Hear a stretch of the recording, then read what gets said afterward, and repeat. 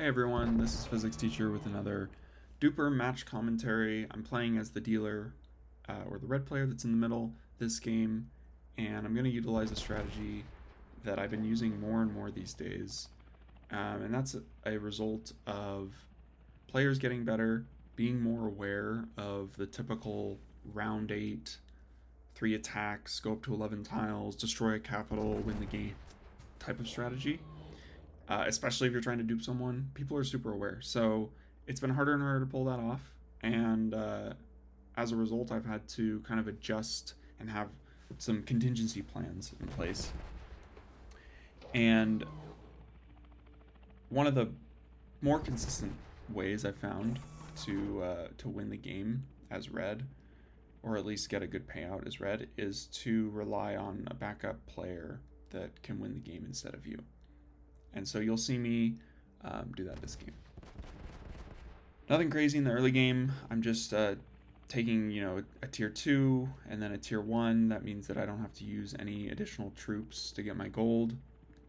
I'm going to get my level 2 capital in round 2. And I'm going to trade a straight flush to green, 10 Jack Queen. And I'm going to do that also trading for a straight for myself. And I know that that's basically going to guarantee him the combo reward this turn. And the combo reward is 4 gold, which is really good early game because it means you can upgrade your capital sooner.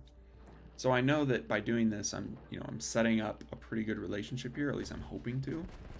And we'll see how that kind of develops into this game in terms of it allowing me to lean on them as a means for winning this game.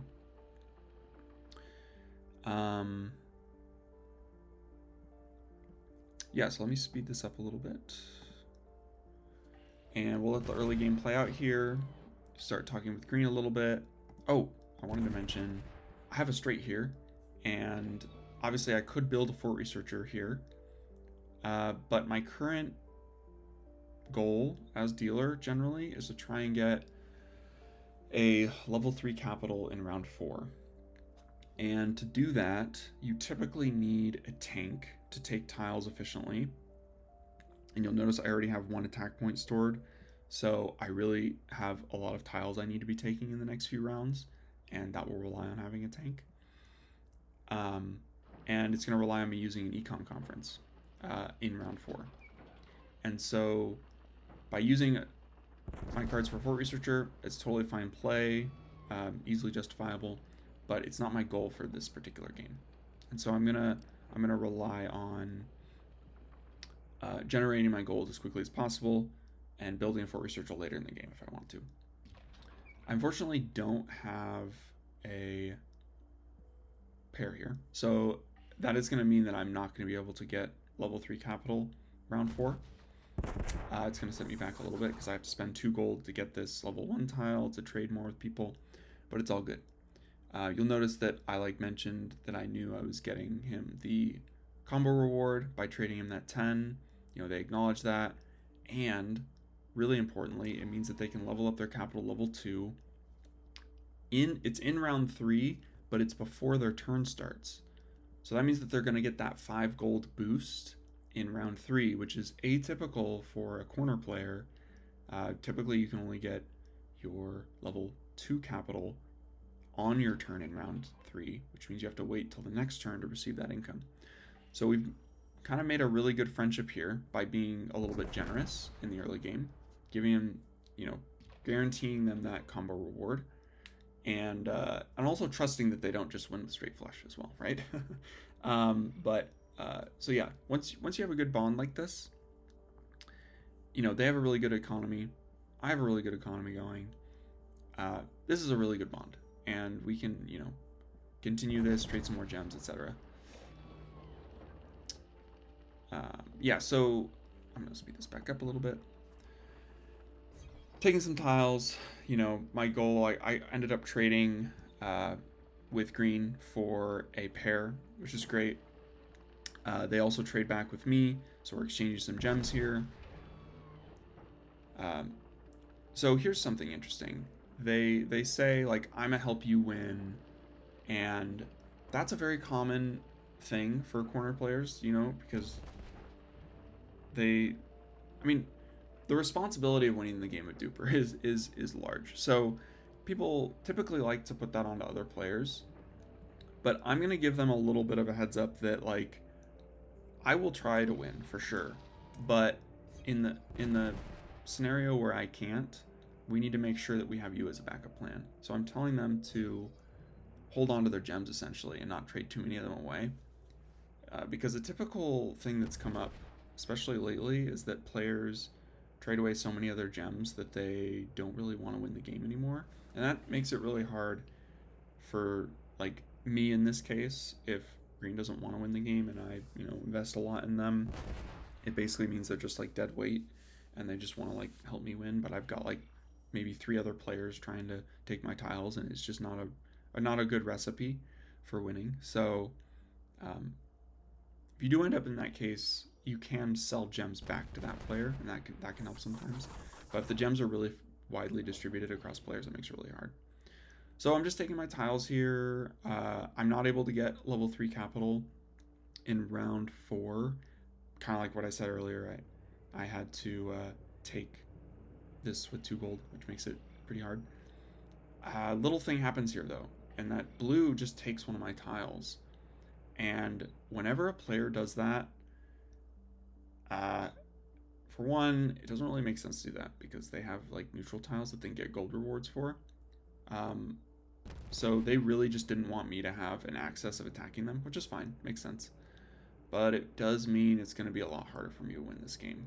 Just being down a tile like this offsets the advantage that red has inherently by having that extra attack point in the early game. And so at this point, I'm personally like, okay, I'm going to try and get green to win because this is going to be really, really hard for me to win when I'm already down a tile this early. So I get my capital leveled up to level 3. I'm not sure. I'd have to check the math. I might have been able to just take this tier 3 tile here and get level 3. If I could have done that, I should have. But I didn't. Not sure if that was a mistake or not. And then just take a tier 2, level up to level 3. Just kind of farm me some tiles. I've got 2 of orange gems. I ended up starting with one of their gems in the early game. So, fairly easy to get incentivized in their direction for them to win as well. I do a gem swap with green, which I think allows them to upgrade their capital level 3 in round 5, which is really nice. Notice that they don't have a tank, so they haven't been able to take tiles very efficiently. And they also built a fort researcher, which means I'm not sure if they did an econ conference. They might have done one. Yeah, they probably did one. And so yeah, so I'm helping them out a ton this game. I've given them a combo reward. I've gotten them to level 3 on round 5. Like, if I was them, I'd be super happy with the red player.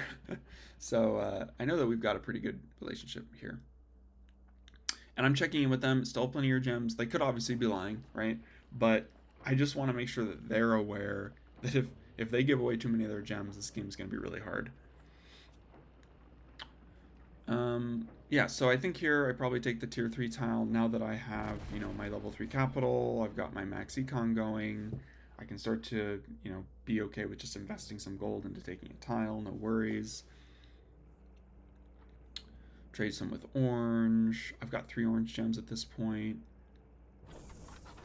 Green has 4 of my gems though, so I know they're heavily aligned with me. I've given orange 0, so they're, they could attack me at any point. They could take my tiles. I think I go for a flush here. Yeah, so I just launch another econ conference. At this point in the game, I'm really not interested in a fort researcher. It would just come too late in the game to be relevant.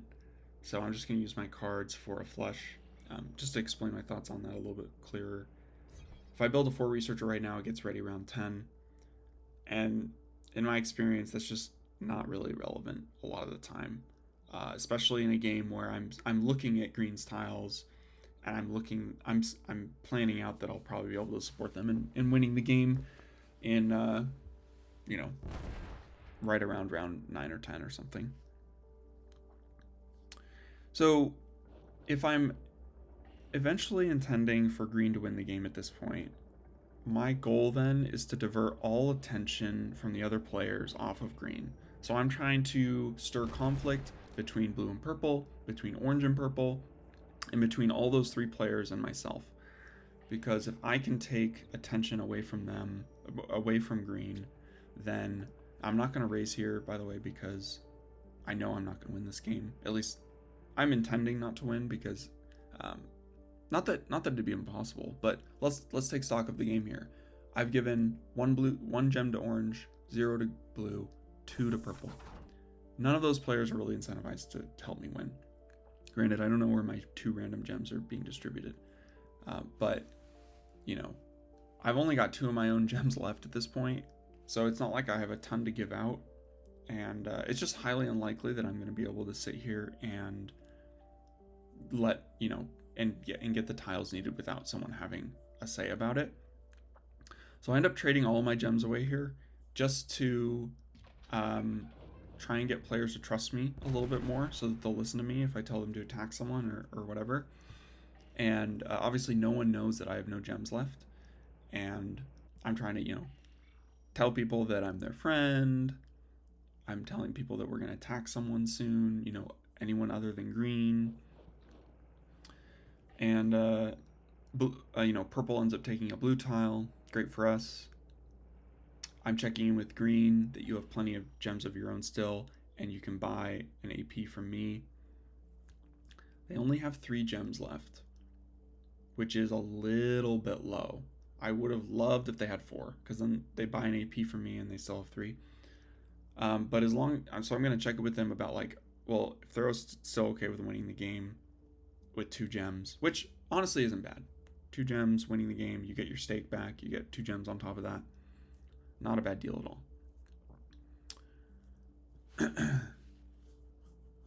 And then he, checking in with me that I'm okay with helping him win with 5 of his gems. Of course I am.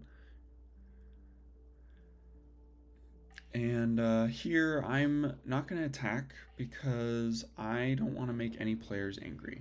I have an extra attack point, but and I could attack a player, but I'd rather just try and keep the peace until the moment that I know I need to attack someone, and divert some attention away from green. Green can't win this turn, so there's not a huge benefit to starting a conflict this early. I'd rather start it, the turn of or immediately before the turn they can win. And for green to win next turn in round 9, they would need, a player would have to die next turn, because they can only go up to a maximum of 11 tiles in round 9. As a quick rule of thumb, if you weren't aware, edge players, the players on the corners, can have a maximum of the round +1 in tiles. And if they've bought an AP, an attack point for someone, they can have the round number +2 in tiles. So if it's round 8, purple could theoretically go up to 10 tiles maximum by buying an attack point, and they could go up to 9 tiles maximum without buying an attack point. For the red player, it's +1 of that. So in round 8, the red player can have 10 tiles or 11 tiles if they buy an attack point. That obviously doesn't take into account the fact that if a player loses a tile, then that would be reduced by 1. So it's something to keep in mind in the game. So I attack blue here because I told purple I would, and then I wasn't following exactly what orange is planning on doing. Maybe they just store an attack point here. Yeah, they do. Oh, I think I might have told them to do that. I don't remember. Anyway, at this point in the game, I'm trying to divert blue's attention away from green, so I attack them. I'm getting up, I have 8 tiles now. It's possible I should have attacked 2 people that turn. Oh, and here's a subtle thing that I have green do.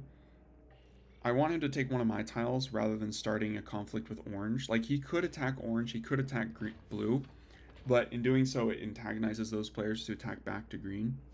So I have him take one of my tiles, And I don't want him to just have a tile for free because that would make it too obvious to the other players that I'm helping them. So I just leave one troop there. And then with the gem bonus, it actually makes it look like, you know, a pretty formidable defense.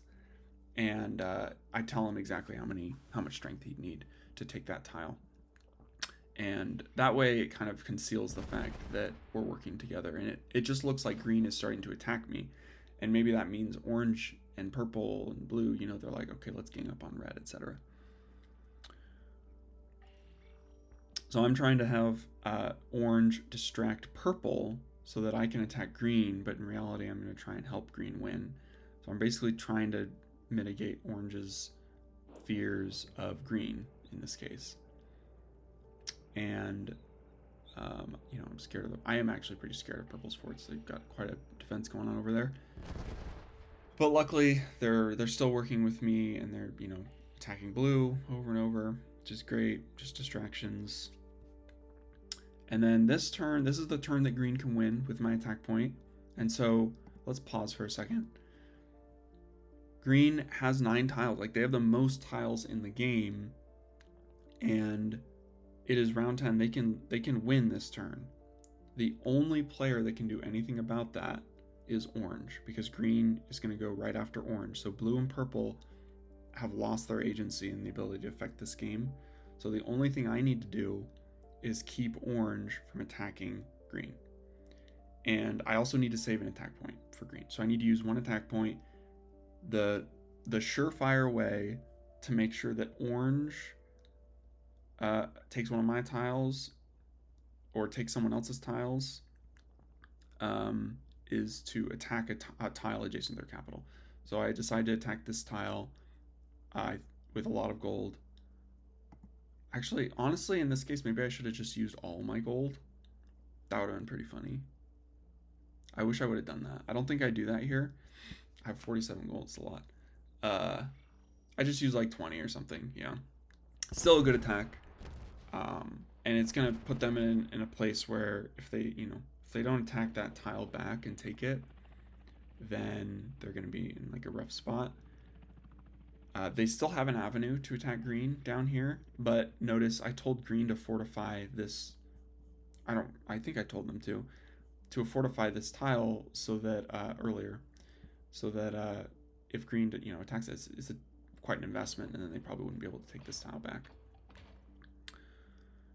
So obviously from orange's perspective, this is like a pretty brain dead move by me. Or maybe not brain dead, but just like it's pretty greedy for me to attack him when I have 4 of their gems. But they don't realize that I don't really care about anything my tiles do. I just care about green. So next turn, I am going to, sell an attack point to green, move my stuff. I'm going to move my capital out of the way just in case they try and do something silly, you know, by attacking my capital, even though they couldn't in this case because they used infantry. But anyway, it's always good to be safe. And then, they're going to win the game. And we're going to end up with, you know, it's not like a crazy payout, right? It's 5 of green's gems. You know, I didn't win the game, so I'm up, you know, close to 100%, which is, you know, decent. And green, similar. Because they gave away a few more of their gems, they're going to get a little bit less of a payout here. But it's still not bad. And kind of in this current age of Duper, where players are getting better, it does feel like you have to be a little bit more content with smaller wins and smaller victories, and just try and rely on more consistency. Be a little less greedier, and secure those W's when you can, for sure. So that's about it. Please ask any questions and that you might have, and